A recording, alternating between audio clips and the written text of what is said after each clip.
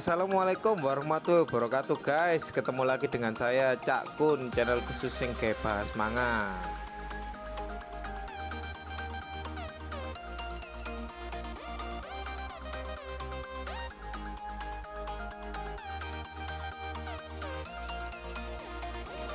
Buat teman-teman yang belum subscribe, jangan lupa subscribe ya guys, karena subscribe itu gratis.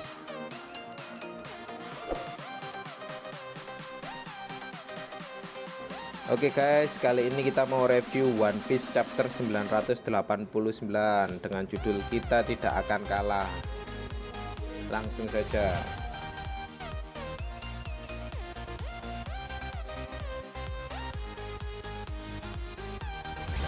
One Piece chapter 989 diawali dengan cover story Pon dan bajak laut BG. Terlihat Pon seperti sedang berenang dan mengejar kedua anaknya sambil menunjukkan sebuah foto. Tampak sebuah foto ketika Pon menunggu kelahiran kedua anaknya dan ditendang oleh Big Mom. Di situ terdapat foto dua anaknya, Lola dan Chiffon.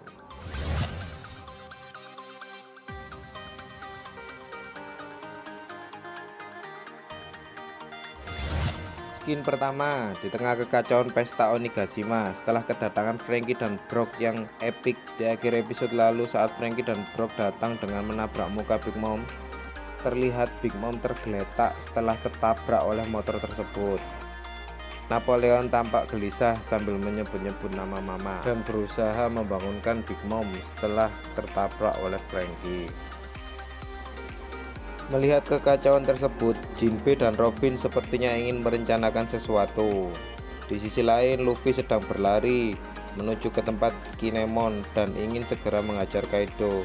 Tampak Shinobi berlari sambil membawa Momonosuke setelah menyelamatkannya dari panggung eksekusi.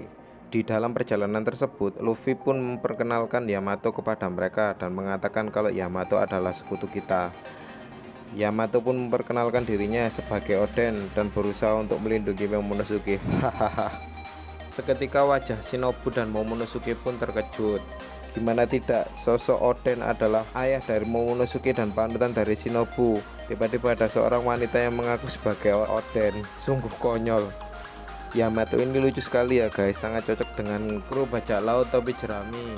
Cak Kun pinginnya Yamato ini masuk dalam kru topi jerami guys, karena sifatnya sangat cocok dengan kapten bajak laut tercinta kita. Sifatnya yang konyol dan gak masuk akal ini yang membuatnya cocok untuk masuk dalam kru ini guys. Lanjut, Luffy pun bergegas dan segera menuju ke tempat Kinemon. Big Mom yang telah terbangun terlihat marah dengan bajak laut topi jerami. Bagaimana tidak, dalam arc Whole Cake Island, Luffy telah menggagalkan rencana Big Mom untuk mendapatkan teknologi Germa, mengacaukan pesta teh Big Mom, bahkan mengalahkan dua komando bajak laut Big Mom, Charlotte Cracker dan Charlotte Katakuri. Big Mom seperti menyimpan dendam yang mendalam kepada kru bajak laut topi jerami. Melihat Big Mom akan mengamuk, para kroco-kroco Kaido pun tampak lari ketakutan guys. Hyogoro dan para mantan-mantan Yakuza pun berencana untuk mengincar leher Tobiropo. Namun Hyogoro menjelaskan bahwa kita tidak perlu untuk menang melawan Tobiropo. Menurut Hyogoro, menahan mereka saja sudah cukup bagus. Kembali ke skin Big Mom dan Franky. Big Mom menyapa kepada Brook dan mengatakan kalau dia berteman dengan makhluk-makhluk yang langka. Maksudnya adalah Brook berteman dengan makhluk langka. Seperti yang kita tahu, kalau Big Mom memiliki perpustakaan dengan menggunakan kekuatan Mondior. Di perpustakaan tersebut Big Mom memiliki berbagai koleksi makhluk langka guys. Makhluk langka tersebut dipenjara di dalam buku dengan menggunakan kemampuan Mondior. Mendengar hal tersebut, Franky pun mengejek Big Mom, apakah kau tertarik dengan tubuh besiku ini nenek tua? Namaku adalah Franky dan aku adalah seorang cyborg. Aku adalah cyborg yang langkah dan kuat. Begitulah ungkap Franky. Nami mengajak Franky untuk kabur. Nami berkata kalau dia adalah Yonko. Namun sepertinya Franky cukup percaya diri dan bersiap untuk menyerang Big Mom. Franky pun menyiapkan serangan Franky Radical Beam.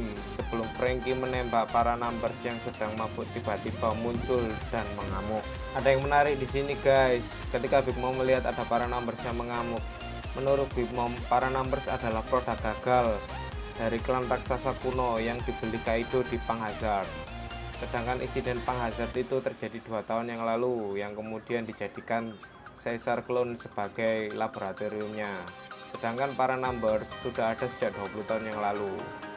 Kita lihat saja, suatu saat Oda Sensei pasti akan menjelaskan mengenai keganjilan ini guys. Lihat Brachio Tank ada di tangan para Numbers.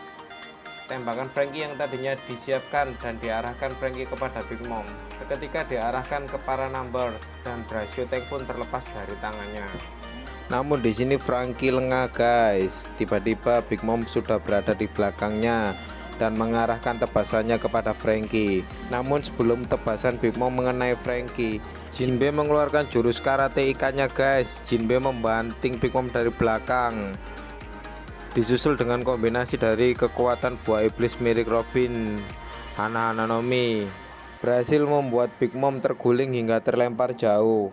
Ternyata kombinasi Robin dan Jinbe ini lumayan guys, bahkan melebihi ekspektasi Jinbe. Ternyata kroco-kroco Kaido pun belum sadar kenapa Jinbe ada di sini. Mereka belum sadar kalau Jinbe sudah bergabung dalam kru bajak laut topi jerami. Wajar saja ya guys, kan Wano negara yang tertutup, jadi berita yang beredar di luar tidak terdengar sampai di Wano. Kembali ke skin di mana Franky telah menembak salah satu Numbers dan membuat Brachio Tank terlempar. Melihat kesempatan itu, Franky pun menghubungi Chopper dan Usopp dan mengatakan kalau dia akan bertransformasi menjadi Franky Shogun. Franky pun langsung bertransformasi dan menjadi Franky Shogun. Skin berpindah ke tempat di mana Luffy menyusul Kinemon. Luffy yang bergegas ingin segera menyusul Kinemon ke pertempuran utama, tiba-tiba bertemu dengan Zoro dan Queen. Sepertinya Zoro sedang tersesat dan tidak sengaja bertemu dengan Luffy dan Queen.